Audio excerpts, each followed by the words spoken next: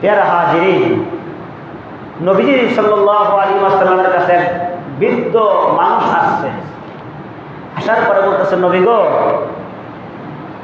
আপনার সাথে কিছু কথা বলার দরকার। আপনার খালি বলেন পারস্য বিজয় হবে, রোম বিজয় হবে, মুসলমানের অস্ত্র নাই, মুসলমানের খাদ্য নাই, মুসলমান যানবাহন নাই, পারস্য পূজায় কেমন আপনার স্বপ্ন দেখেন? কিভাবে স্বপ্ন দেখেন?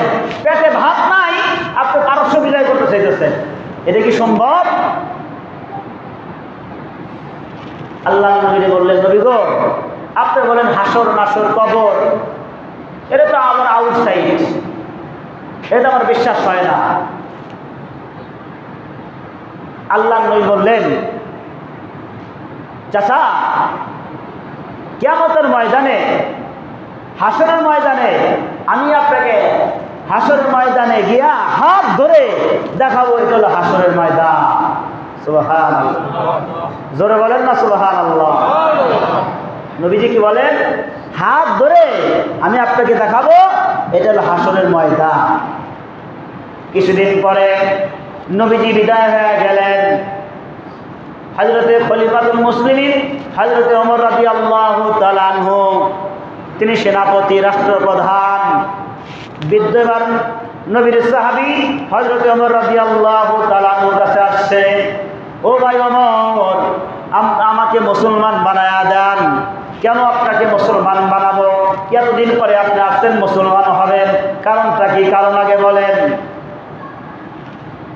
বৃদ্ধ বিচারা ডাক দেয়া বলে, ও ভাই, আল্লাহ নবী বলেছিলেন গলিবাতির রোম, রোম পারস্য বিজয় হবে। আমার চোখের সামনে দেখলাম মুসলমানের অস্ত্র নাই, মুসলমানের কাছে ভাত নাই। ওই মুসলমান যখন রোম সম্রাটকে বিজয় করছে, পারস্য বিজয় করেছে, তাহলে বুঝে ফেলেছি হাসরের ময়দানও আছে।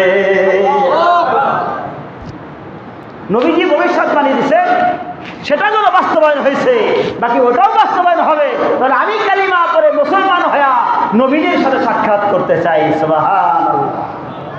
ওমর রাদিয়াল্লাহু তাআলা বললেন, হ্যাঁ চাচা, আমার দিলে ইয়াকিন ছিল, বিশ্বাস ছিল আপনি ইসলাম কবুল করবেন, আপনি মুসলমান হবেন। কয় কেমনে আপনার বিশ্বাস হয়? কয় আমি তখনই বিশ্বাস করেছি আল্লাহর নবী যখন বলেছিল, আল্লাহর নবী যখন বলেছিলেন আমি হাত দিয়া হাসরের ময়দানে মার দেখাবো, নবীজির হাত যেখানে লাগে ওই বিচারা কখনো জাহান্নামে যেতে পারে না। নবীজির হাত যখন লাগবে তাহলে আপনি মুসলমান হইয়া নবীজির সাথে জান্নাতে যাবে। যারা হাজিরি সাহাবায়ে কিরাম তো তারাই ছিলেন, নবীজির ভালোবাসা, ইয়াকিন, মুহাব্বত কেমন ছিল? নবীজি বলছেন, বিশ্বাস করছে। এই জন্য বাবাজির আমার, যে সর্ব অবস্থায় সর্বহালাতে আমার আপনার ঈমানের উপর অটল থাকতে হবে।